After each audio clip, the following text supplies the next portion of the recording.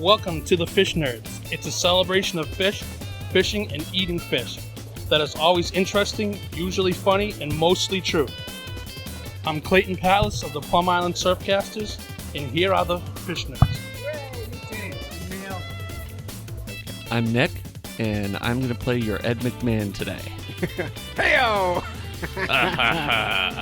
And I'm Clay Groves, Chief Executive Fish Nerd of the Fish Nerds podcast, and anything is fair game. And it's a good bet that Nick and I are going to be so comfortable recording on a couch today that we're not going to want to stop talking. I think you're right. Yeah. You're Chief Executive, huh? It's my show. Wow. Yeah. I could also, I was Chief Promotional Nerd, and then Dave quit, so I got Chief Executive. Oh, okay. Why don't you call yourself El Presidente or something? I don't speak Spanish. You're not inclusive. I know. I built a wall around my Spanish, so I don't understand it anymore. Hey, welcome to the show. Nick, for those who don't know, Nick has been actually part of this show since we started years ago. Nick was our audio engineer nerd. Short time. For a short time. He did a good job, actually changed the sound of the show. Helped us get our music right and a lot of the timing right. And now Nick is so busy with his world-famous rock band that he doesn't have time for the Fish Nerds anymore, but we still fish together and we're still friends. That's true. I needed a co-host in a short time, and I said, hey, Nick, can you come record? And here you are. Here I am. Here you are. Well, welcome to the podcast. This is your first time actually being on the podcast. I know. I'm really excited. This is very cool. It's really cool. And we're in my living room, which we never... It's very cozy. It's nice. It's a nice atmosphere. Yeah. So, anyway, hey, have you been fishing this morning? Yeah, I have. With you. I knew that. That was kind of like feeding you something to talk about. So, No, yeah. So went ice fishing for the first time this winter. Broke your ice fishing cherry? Yes, Yeah. my ice fishing cherry.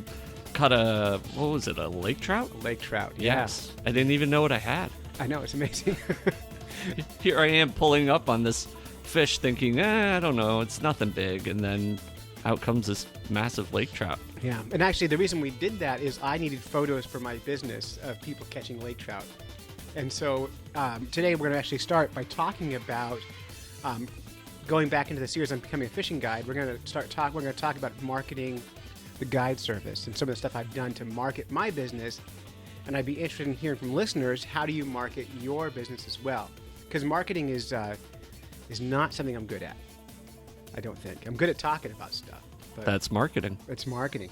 So some of this stuff I've done. Now, first of all, I marketed the business by starting a series of episodes about how to become a fishing guide. I thought those would get really popular, and I was right. A lot of people download those episodes, but I'm not sure the people who listen to those episodes actually hired me to guide them. No, you don't think so? They might have.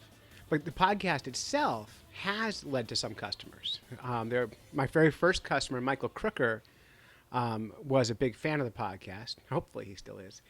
And there were 2 or 3 other people who have heard about the fishing business from the podcast. And you sent me, because I took you fishing, you told your friend. Yeah, that's right. Yeah. My friend Chris down in Massachusetts, right? Other guides told me you'll be giving a lot of trips away your first year out of the gate. And so, bringing your friends fishing essentially is giving a trip away. So I brought you fishing. You caught a fish. You told your friends then called me. And next thing you know, I got private schools booking fishing trips with the Fish Nerds. And they were very successful. They caught fish. Yes. No one died. So those are really important.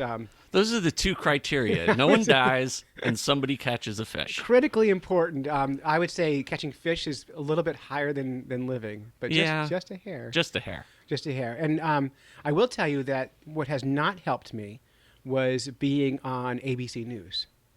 Really? Yeah. So 2 weeks ago, ABC News, affiliate out of Portland, Maine, Channel 8, came to North Conway, and every hour on the hour, they were talking about different things to do in winter in the Mount Washington Valley. And the first person on was me.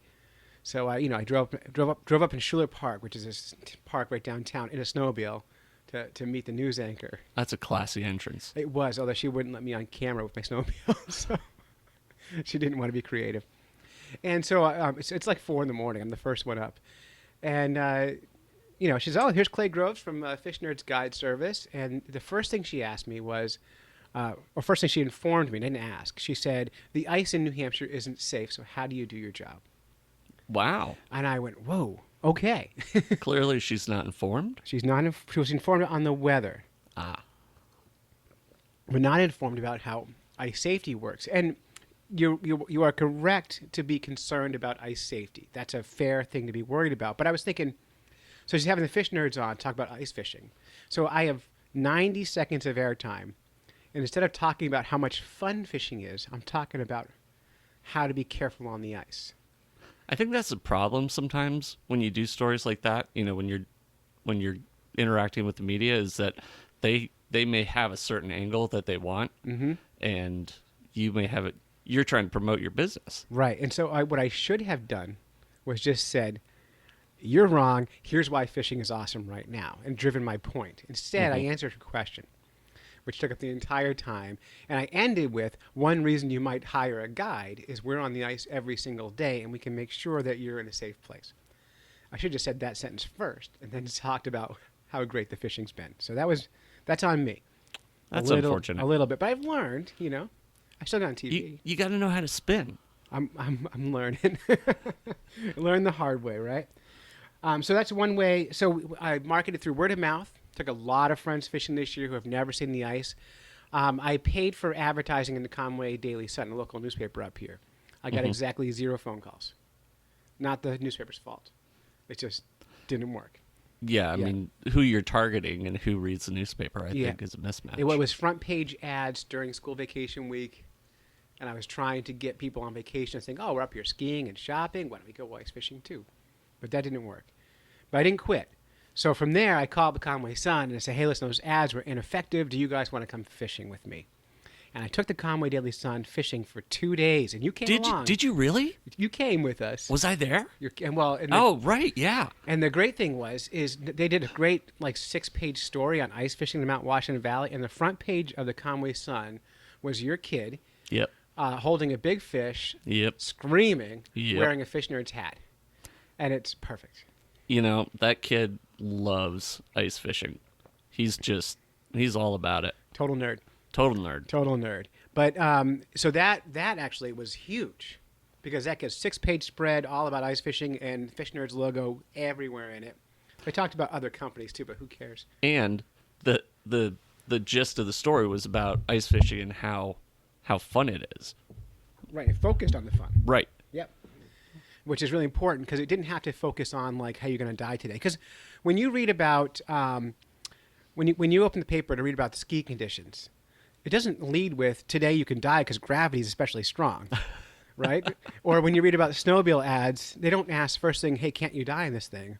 Or when you go car shopping, they don't lead with, "Hey, by the way, do you know cars kill more people than anybody?" That's right? very true. Yeah. But with ice fishing, for some reason, everyone starts with, "Hey, you're going to die today." And it's kind of a negative start. So you're already fighting up against this kind of culture of, "I'm afraid of the ice." And I don't want to downplay ice safety, but...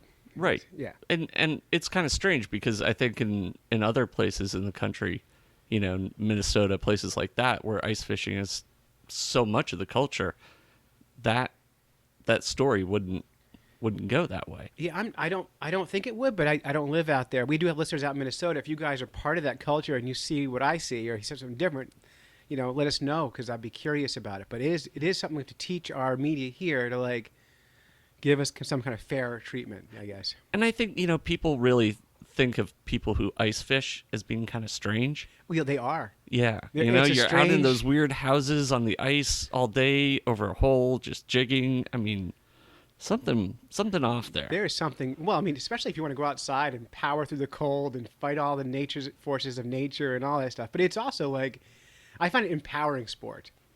You're battling against the ice and the weather and the elements, and you drill a little tiny 6-inch hole in a 100-acre lake, and that hoping you're going to catch a fish out of that hole, then actually doing it, it's kind of a small miracle in some ways. Yeah.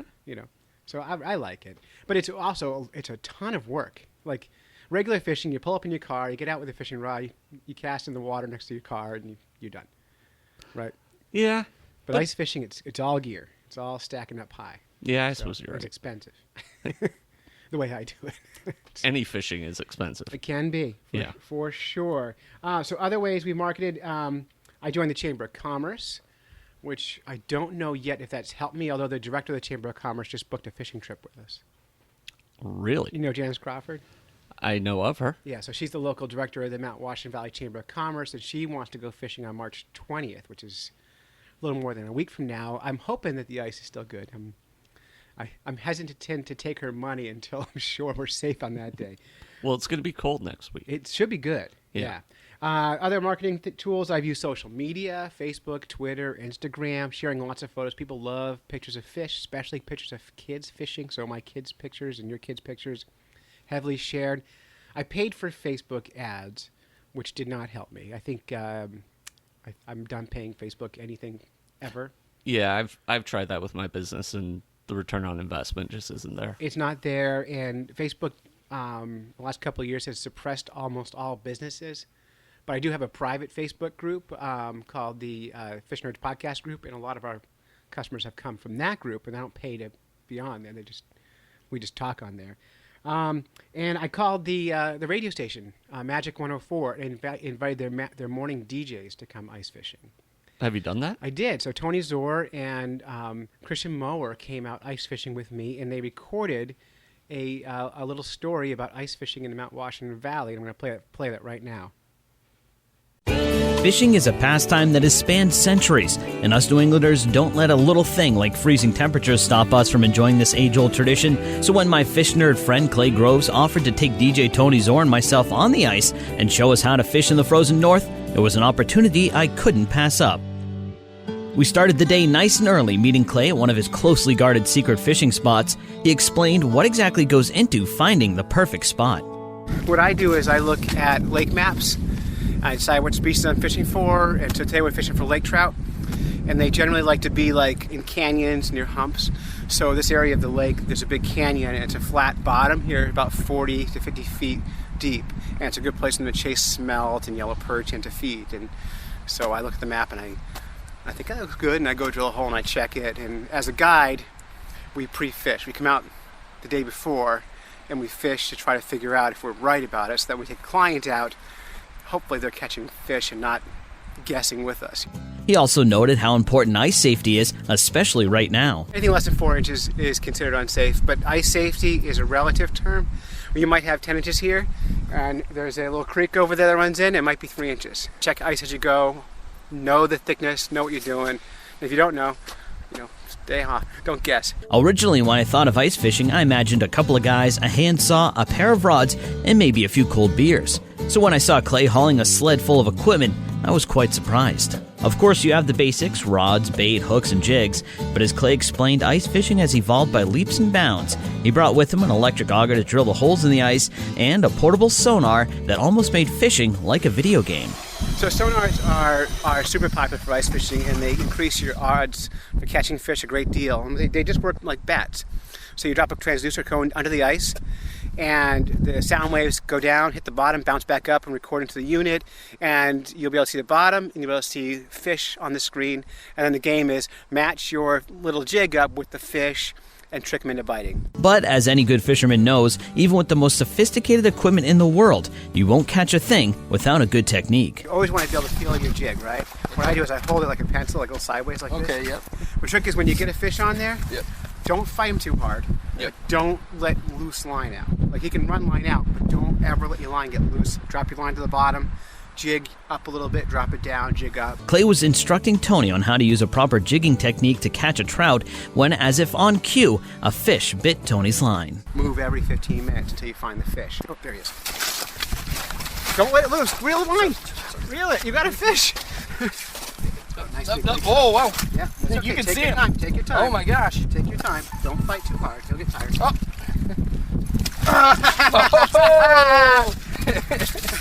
Already. Wow. That's not typical. You hear him singing? Yeah. After a picture with his catch and a kiss goodbye, Tony let what Clay said was one of the biggest trout he'd ever seen caught in the lake go. You may be thinking, well, it seems simple enough to ice fish. Why on earth would I need a guide? I asked Clay the very same question. When people ask, why should I hire a guide to take me fishing? It's a time-money swap. I've been fishing this lake for 8 years. For 8 years, I've had terrible times out here, and I figured out this year how to catch them. You pay me to take you fishing, I will save you 8 years of work. Tony, you just saved 8 years. And you're so young and pretty because of it. So that's what they describe. It's just, someone who knows the water, knows the fish, knows where they live, how to catch them, techniques, and will coach you through it. And I carry all the gear. I mean, you don't have to carry anything. Just carry your body out in the ice and wear your fancy hat, and that's it. So, simple. He also talked about what a typical day on the ice with a guide is like. It's cooking brats, it's a warm belly, hot coffee all day, or cocoa, if that's your thing. But this is not your grandfather's ice fishing trip. This is not setting traps and waiting all day long. This is active fishing. We've been out here today 25 minutes. How many Lakers so far? Two? That's not bad. Now, I can't promise things. It is fishing. Fish move around, but today is good. Tony, are you happy? I'm happy. Catch some more fish. After a few more hours on the ice, it seemed like the fish had bested me. With Tony getting 5 fish, including his one monster trout, I was starting to lose faith. But after a few secret hints from Clay, I finally landed the big one, or at least the big one's much, much smaller baby brother. The old saying goes that if you buy a man a fish, he eats for a day, but if you teach a man to fish, he eats for a lifetime. Well, after my adventure on the ice, my meals may be much smaller than Tony's, but the memories and good times we had on the ice will keep us entertained for a lifetime. To check out the pictures from our day on the ice with Clay, log on to our website, conwaymagic.com, and to set up your own fishing adventure, we'll just visit fishnerds.com. Okay, so that was that. I mean, pretty amazing, and they aired that on the morning drive radio time at Magic 104, and they just made fun of each other for hours after playing that little segment. That was fantastic. Yeah. Just in fairness to anyone listening, Nick didn't actually hear it yet. We're pretending. It was amazing. It was amazing. But what's amazing is getting it done. Yeah. Is just calling them up and say, hey, you want to go fishing? And what I've learned this year is, first of all, everyone says word of mouth is the best advertising. That's totally true. But in order to get word of mouth, you actually have to bring people fishing. And word of mouth also works with the media. When you call up the radio station and say, hey, you want to go fishing, they might say yes to you, or the newspaper. They might say yes to you. So I think anyone who's starting a business, maybe if it's something you can share with somebody that doesn't cost you a lot of time and money to do it, probably worth doing it, especially when you start up mode and you're trying to get things going. I think, the word of mouth also works because you're a personable individual. Yeah. So people respond to you. You're fun to be around. You make it a good time. And that's going to make a huge difference. Yeah. The other thing I learned too is I set up a bunch of different kinds of trips this year, trying to see what would work best. So here are some things I've learned this year. First of all, do not take cash at the boat launch for a trip. And that ties into my very next one, which is make sure clients understand what waterproof shoes are. And I'm going to tell a quick story on why I said that. So I had this client call me up. It was like a Friday night. I had a morning trip booked already on Saturday. And this person called me up and said, hey, I want to go fishing tomorrow. Can you accommodate me? I said, well, I've got a trip from 8 till noon. You want to come at 1 till 5, and we'll do an afternoon trip. And he's like, cool. And I quoted him a price. And he said, well, can I, you're going to be on the water anyway. Can I just meet you there and pay you cash? And I'm like, fine. And I went through the whole rigmarole. Here's what you wear.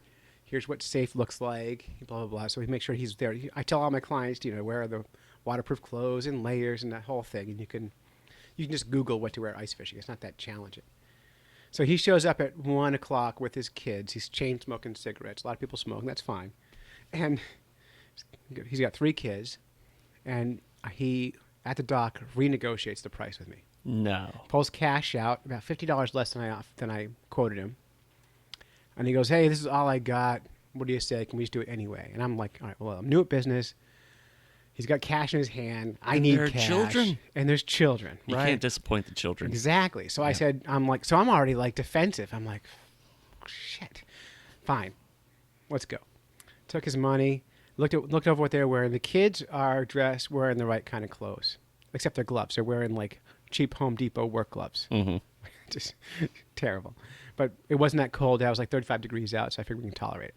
He's wearing jeans, a light sweater, and sneakers. And there was, on the ice, there was slush and snow. It was wet on top of the ice. But, he's an adult, so whatever. So I snowmobile him out to the fishing spot, which is, you've done that. That's right. Totally scary and fun at the same time, right? And I'm trying to fish, and the guy doesn't stop talking. And he's chain smoking the whole time, throwing his butts on the ice. Oh, nice. So I'm walking around. He's watching me pick up his butts as he throws them from the trash.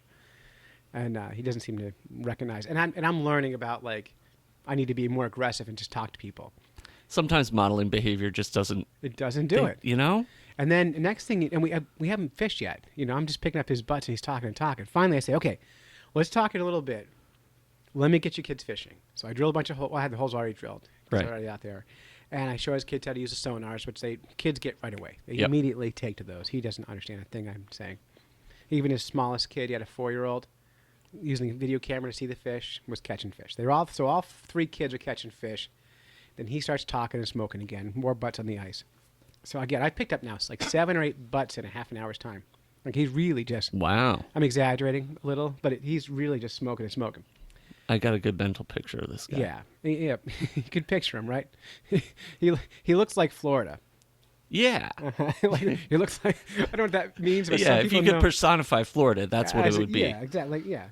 Usually when I personify Florida, I imagine Walmart with beaches. That's that's my vision of Florida. I've been there. So sorry, Florida. That's my impression. We love you. Clean up your act. So we're on the ice. His kids are fishing, and then his smaller kid climbs my snowmobile and he starts gunning the engine, like pushing on the gas with his thumb. And I say to the kid, I said, hey, I don't mind you sitting on the snowmobile and playing, but don't touch any of the buttons, please, because you can wreck it. You're going to flood my engine. And his dad was like, oh, he's totally fine. Don't worry about him. I said, no, because he's going to leave us stuck out here with a flooded engine. He's fine to sit there. And then the kid throws a little hissy fit because some kids don't like being talked to by me in ways that make them not do stuff. Anyway, the other 2 kids are fishing. The guy says, hey, can you give me a ride back to my truck? And Just him. Just him. And I said, just you? He goes, no, me and the smaller kid. I said, sure. Did you forget something? He goes, I just need to go truck for a minute. I said, okay. So I tell the other kids are 9 and 14. Uh-huh. I'm like, hey, guys, stay in this tent. Keep fishing. I'll be right back. So I run his dad and the small kid back to the car. Yeah. He gets off my snowmobile, and he hands me some cash, like a tip. And I went, are we done? And he says, well, I don't know about we being done, but I'm done. Oh. I said, okay, you've only been on the ice for 45 minutes. You haven't fished yet. He goes, yeah, but I'm cold and wet. I didn't know the ice was going to be cold and wet. And I said, okay. So you've got 2 kids still on the ice. You've paid me for 4 hours of fishing. Do you want me to keep fishing with your kids? Because actually, I really like fishing with kids. And 9 and 14-year-old, a couple of boys. Right. We're going to have a blast, no parent around, because we can catch fish with no one talking to me. So he goes, oh, well, do whatever you want. I said, all right, well, look, you have my number. I've got yours. We're within sight of you.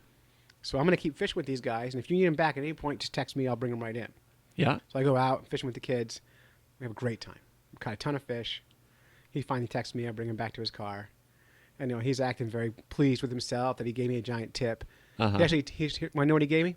So remember, he negotiated down $50 less. Right. He tipped me, and then he gave me $60. So in reality, what I got was a $10 tip. Okay. Yeah. Yeah. So, yeah. And now nobody owes anybody a tip. Like, right. I never expected. I'm happy to get a tip, but just don't pretend it's more than it is. But man, then I had to go back out and find all the garbage and cigarette butts and all that stuff. But what I've learned is, so not cash up front, pay online up front, so the money's all dealt with. I'm not dealing with money at the dock. And if people show up without wearing the proper clothes, I'm going to refund their money from now on, minus $100 for my time.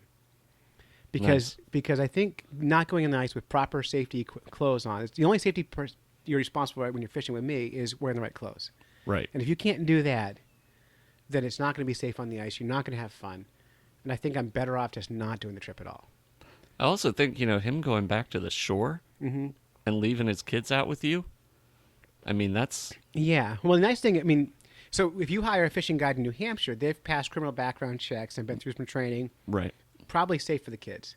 But in retrospect, I probably wouldn't do that again, although I would take kids fishing again. Like if a parent hired me to take a couple of kids fishing, right, I'd have a different waiver.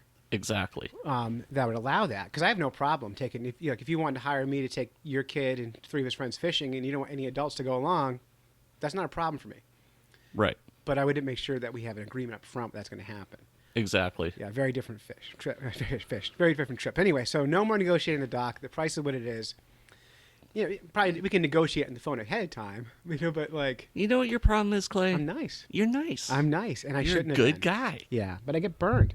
Yep. So You gotta dig deep and find that badass. I in do. you. I gotta find it. The other things I've learned is always feed people on the ice. So I did a few trips where I didn't cook lunch for my clients or breakfast for my clients, and a few trips where I did.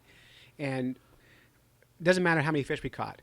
The trips we fed people on, They were happier. You get a nice cheeseburger on the ice, Mm-hmm. you leave happier. Exactly. You were on one of the trips. We had a bunch of kids out, Yeah. got the grill out, fired up. I think all except for one kid was super happy that day. What, my kid? Your kid. No, your kid's actually super smart and determined to get his way when he wants his way. Yeah, he's And do you mind if I tell the story? go right ahead. So Nick's kid wanted to go on a snowmobile ride, and we're fishing. I'm trying to get the kids fishing, but he really wanted to go on a snowmobile ride. So then he got in his head, okay, well, at the end of the day, snowmobile ride back to the car. That's the next Exactly. ride I'm going to get. So I'm cooking lunch, and he's like, "Can I go for a ride now?" I'm like, "Well, I'm cooking lunch. And I'm actually cooking on top of the snowmobile." And 2 minutes later, oh no, I fell in an ice hole. Yes. Now, my ice holes are 6 inches deep, and your kid's just about turned 10, right? Yeah, and his boots are waterproof. Yeah, and you're not going to fall in those holes on accident. So you're just not. He dunked his foot in and got wet, and I was standing right there watching him. yeah, game over. Yep. Yeah, so smart. He knows how to get his way. But, we were done anyway. It wasn't a big deal. But it was very, very good. Very Yeah. well done. Imagine what I have to deal with every day. Every day. Every day. Because that's why you drink.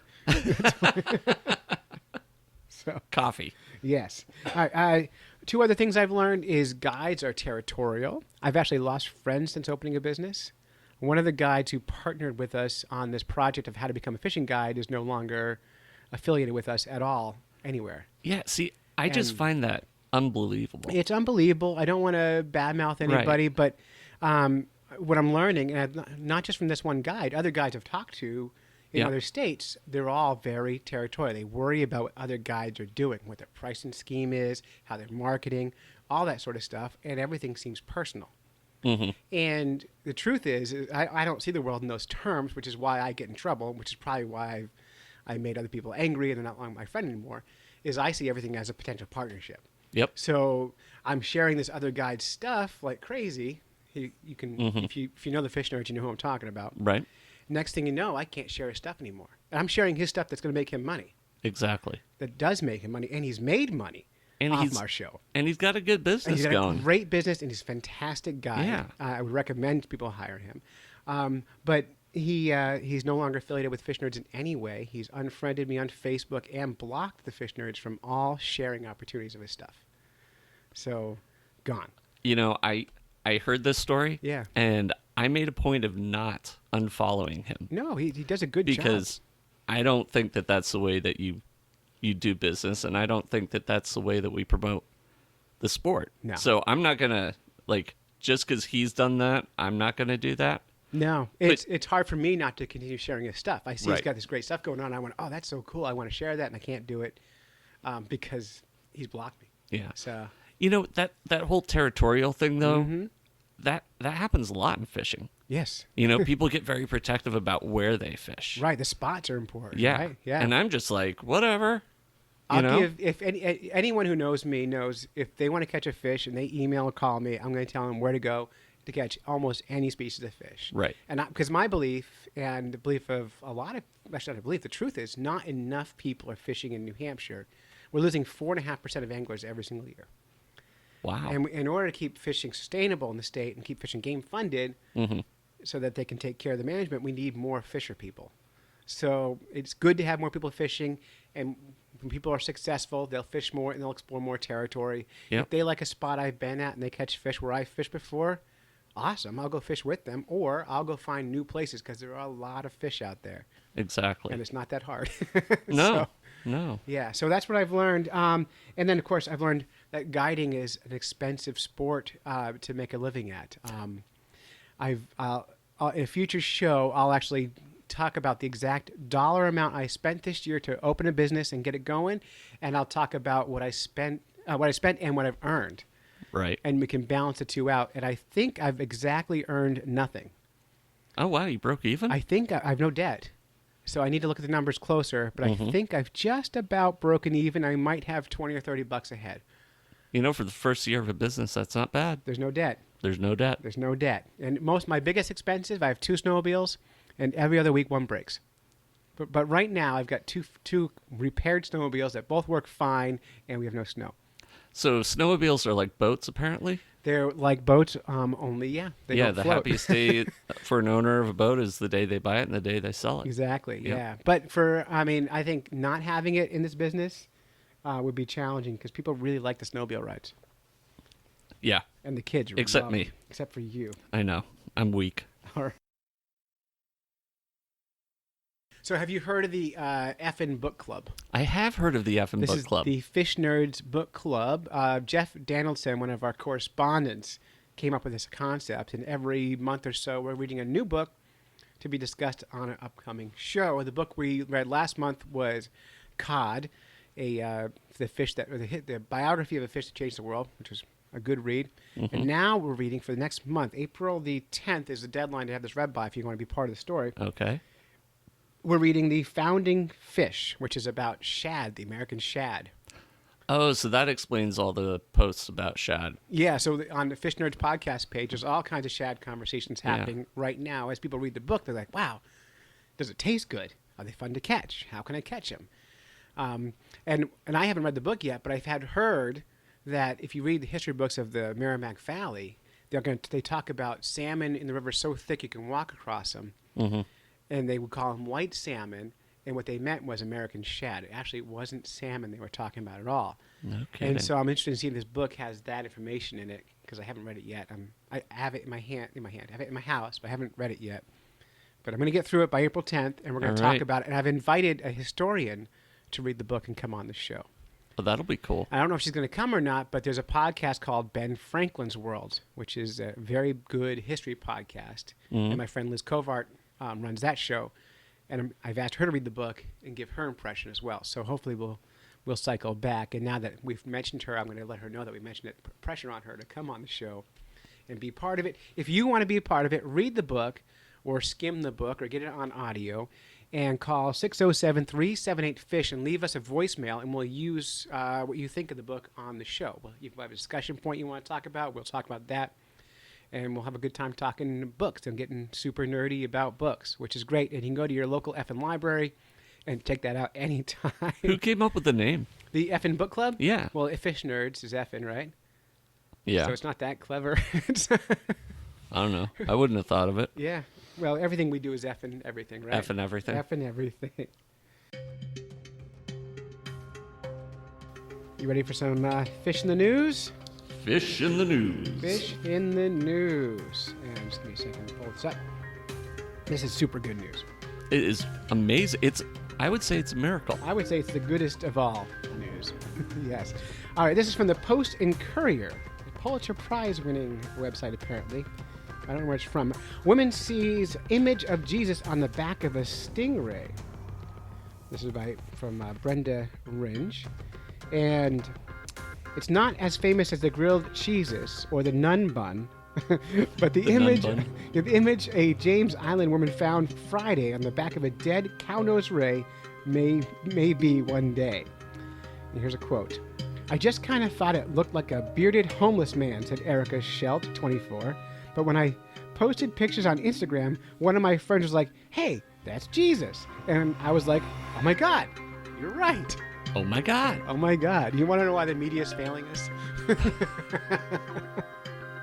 That right there. Yeah, that whole thing. First of all, I just thought it looked like a bearded homeless man.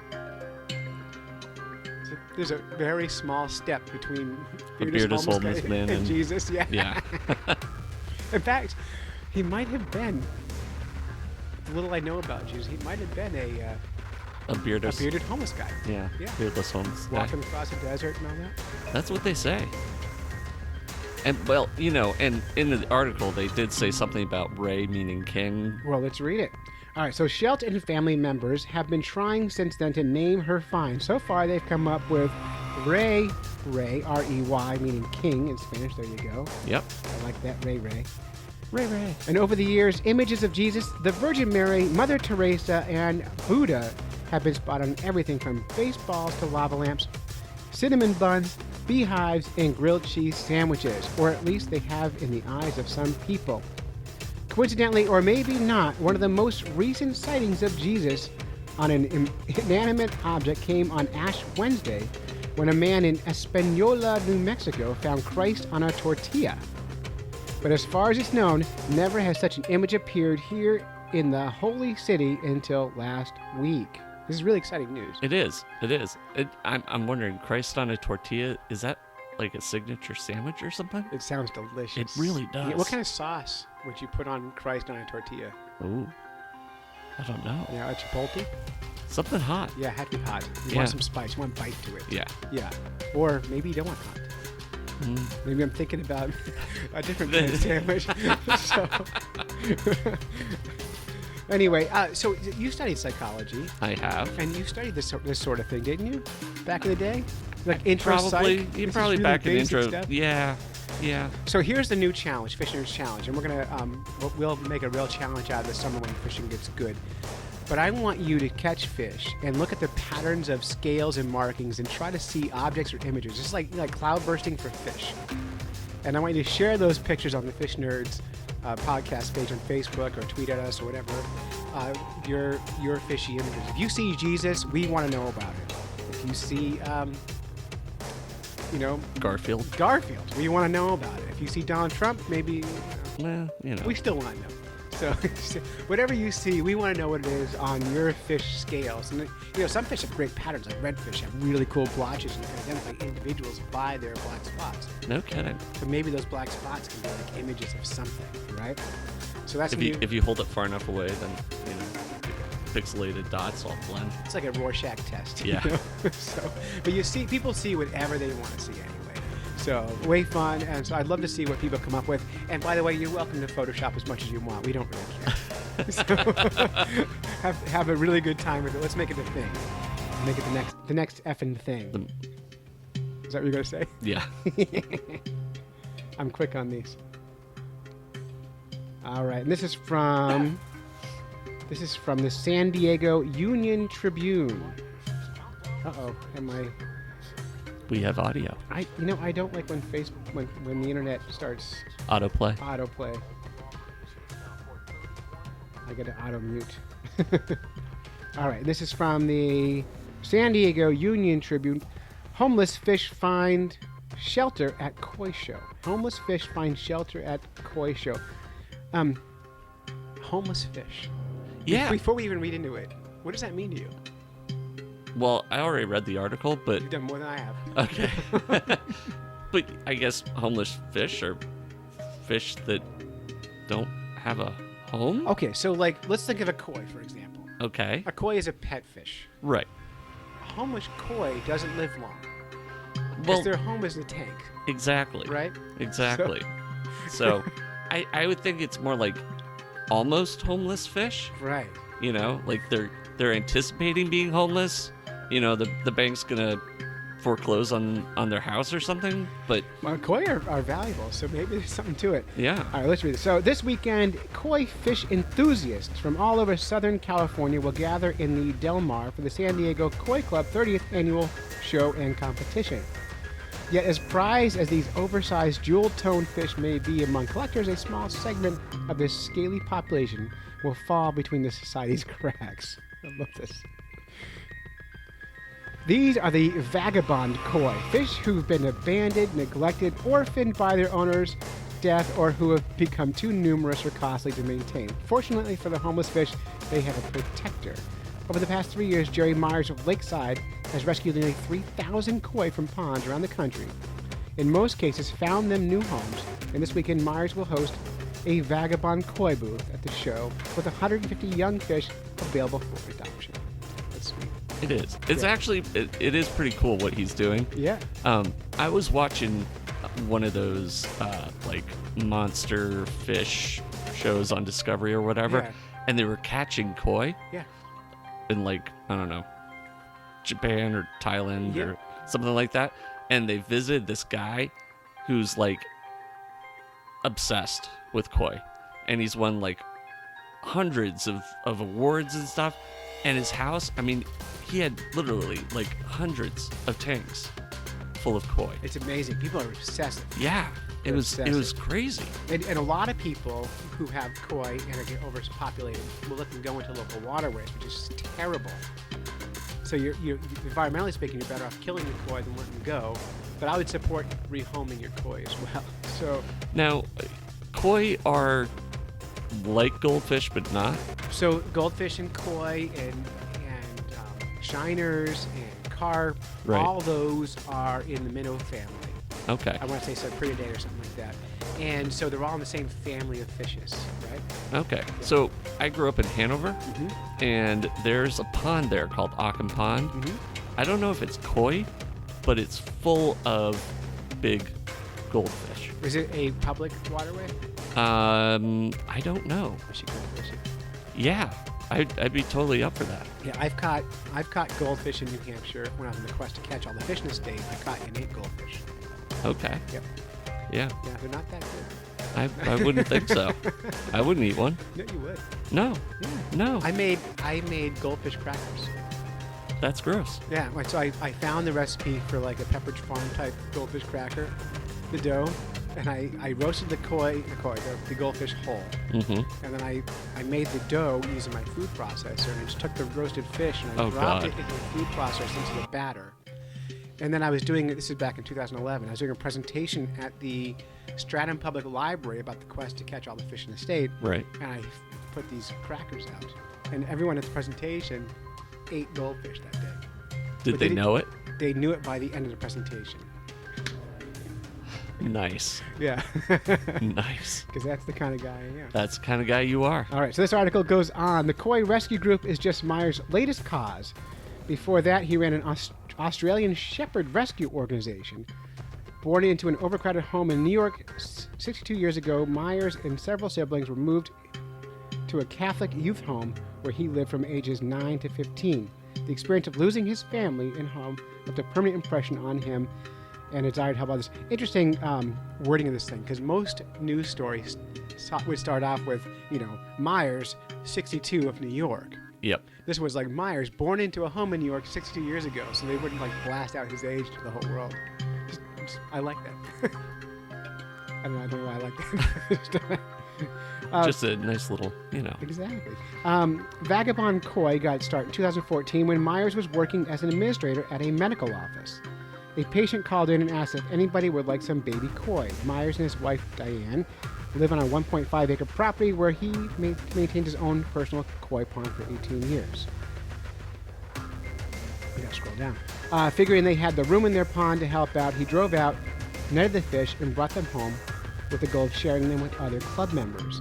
Then in May, the Cocos Fire swept through the Harmony Grove Spiritualist Association and destroyed much of the community.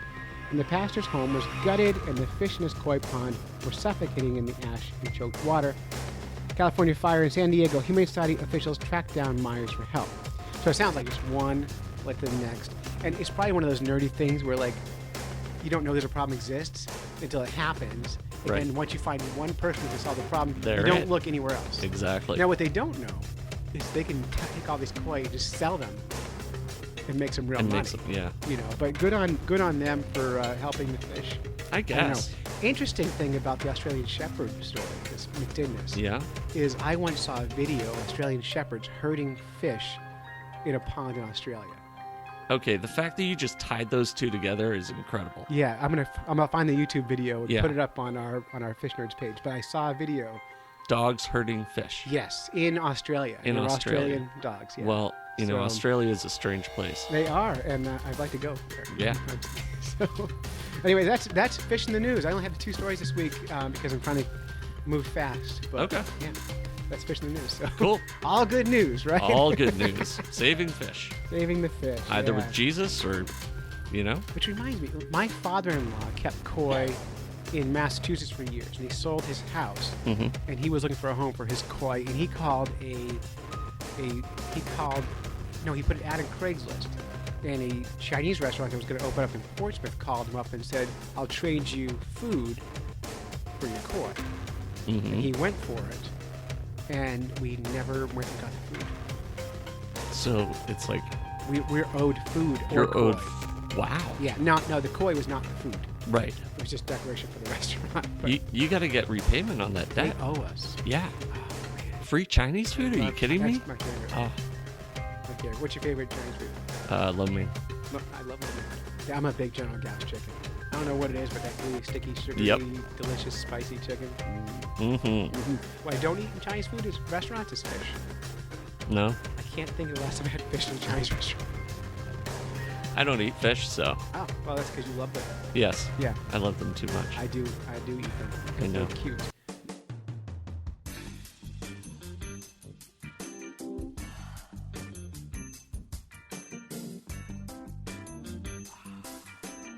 Our show is supported almost entirely by Patreon. Patreon is an online crowdfunding source for artists. And believe it or not, making a podcast is like making art. It's ongoing entertainment every single week.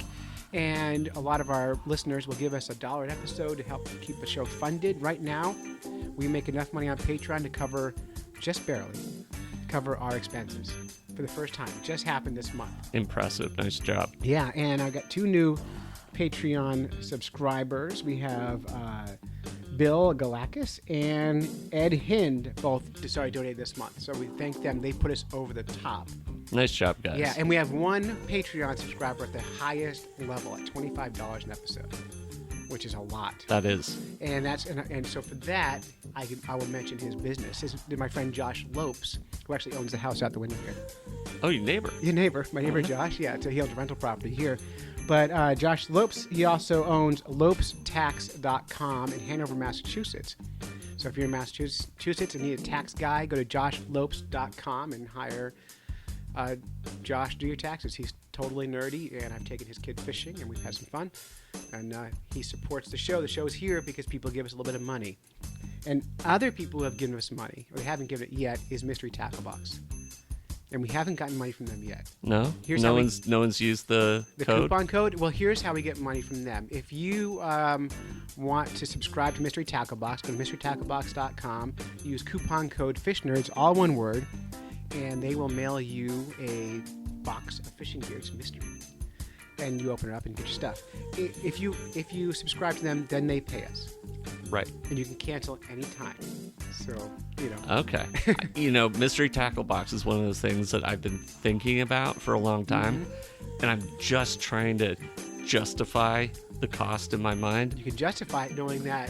that some of the money will come to Fish Nerds. Yeah, no, their base subscription is like $14.99 a month. Yep. The first one you can get for $10, so $5 off if you use our coupon code, and we actually get a pretty significant amount of money for each new subscriber they get.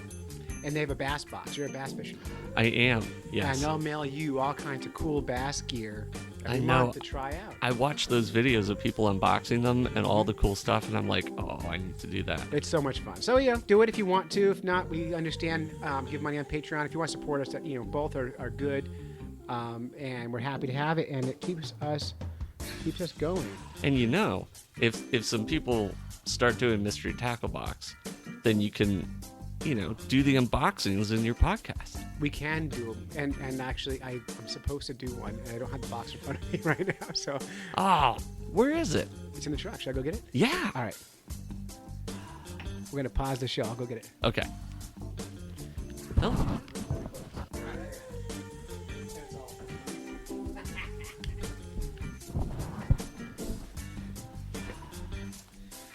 All right, I'm out of breath. Are we still recording? We are still recording, barely. Clay All right. just ran a marathon. I did. Nice job. That's why I'm so pretty. All right, Yes. so this is actually the Pro Box. This is the more expensive. Oh, I'm so excited. I know. So we're gonna do an opening. This has been knocking on my truck here for a couple of weeks. You've just been waiting for the right Been opportunity. Waiting. It says #HappyDance. And here's what we get. This is cool. It's called Real Floating Buzz. How would you describe this thing? It's blue. Mm-hmm. I can't imagine what you catch with it. It's like one of those Alabama rigs. Mm-hmm. You know, it's wow. That's your double plopper. Yeah, and I don't know what we even would call that thing. It's called what's it say on it? It says real floating buzz double plopper, 5/8 ounce. Double plopper. That's worth $17.84 by itself. I would totally try this out. We'll try it this spring. Yeah. But it looks like a school of fish. Yeah. Yeah, it's like if you mix Lady Gaga and a Chevy truck and take it fishing. Yeah. There it is. That is cool. So they give you a little card of what things cost and there's YouTube videos on how to use them. I would try this at Crystal Lake. Absolutely. And then I've got a live target crawfish. Right, and that's valued at live target crawfish, $12 all by itself. Okay. Early spring smallmouth bass lure, I bet. Now, would this be called a crankbait? That would be a crankbait. Okay. Yeah, it's actually Hunt for Center Crawfish Crank, $12.49. It's like translucent. Yeah, it's cool. Oh, very nice. And then we've got this 3/8 ounce Genco fishing premium spinnerbait worth $6.99. I've never caught a fish on a spinnerbait. Neither have I. Nope, people love them. They apparently work. I've got them stuck in trees and bushes and weeds, but I've never caught a fish on them. One of the first lures I bought last year when I was going to start bass fishing was a spinnerbait, and I've thrown that thing and just never. I keep trying it. Yeah, it's bass fishing is very funny. People have what works for them. Yep. And everything works. You just have to use that one lure long enough till it works. Right. You know, until the right fish hits it, and then you learn by catching the fish how to work it. Exactly. It's all that's what fishing is anyway. So then we've got these cool little Z-Man little crawfish gooeys, rubber baits. Ooh. Yeah. Those look awesome. Yeah, those are worth like $5. Catch a lot of fish with those. And then we have a little finesse jig here, worth $5. Really cool. That's actually a nice small skirted, looks like tungsten weedless jig. That would probably do pretty good. Oh Nice man, chartreuse color or green. everybody loves this chartreuse. I hate the word. I know. I hate it because I don't know what it means. Sometimes it means like bright green. Sometimes it means forest green. Sometimes it's almost yellow. It's a Midwest finesse style mushroom jig. Midwest. So Midwest. for the bass who eat cheese. Yes. Cool. That's all I know about the Midwest. Oh, and then we got these gooey net baits. You know what? Stick one of these as a trailer. The craw on a trailer for this. Perfect. Yeah. Perfect. And okay, then we have these other gooey baits here. I don't know what they are. Like net baits. The bait to go. Scent salt pork fat. Take a look at those things. Apparently, pork is good for smallmouth fish. Yeah. Yeah. Yeah. And then I've got all kinds of books and Oh, they're little tubes. yeah. Oh, awesome. Yeah, and I got books and a little magazine and some decals and stuff like that. All kinds of fun stuff, you know. There's like $40 worth of stuff there, you know. That's the premium box. Yeah. Again, the $15 box, I think you get like 2 less things. But either way, totally lots of fun. And how much fun is it getting a package like that in the mail? I know. And being a part of this unboxing, I've always wanted to do it. You did it. So this is like my dream come true. You did it. Yeah. So Thank you, Clay. Totally fun. So mysterytacklebox.com. Coupon code FishNerds, all one word, and you buy it, we get money. I'm hoping eventually enough people buy them where I can get money even if you don't buy it, but we're not there yet. So. Yeah. So maybe put a challenge out to everybody listening to the podcast. Yeah. Yeah. Yeah, do it and then tag Fish Nerds and Mystery Tackle Box in a posting of your unboxing so they can see that we're making an impact. Absolutely. And that we want people to be excited to work with us, not Right. we want everyone to like us. So there's that. And we're out of time. We are? The podcast is over, man. Oh my God. I know, it goes fast. So that's it. You've listened to a couple of Fish Nerds when you should have been fishing. We'd like to thank our families for supporting us while we podcast, go on fishing quests, and do all sorts of silly things that nerds do. If you would like to support Fish Nerds, you can go to patreon.com and search for Fish Nerds and help us crowdfund this podcast. Yeah, give us a freaking $1. I mean, it's really all we're asking for. Yep. And special thanks to Nick Hudson Swagger of Diana's Bath Salts, the third best band on Town Hall Road. Is that right? Yeah, third best. Third best in Intervale. So thanks a lot for coming on the show. We appreciate your support. This was a blast. Until next time, follow the code of the Fish Nerds, spawn early and often, And avoid free lunches with strings attached. swim against the current every chance you get. Cool. You know, I just ordered some shirts that say spawn early and often on the back of them. That's cool. Cool. All right, thanks. You're welcome.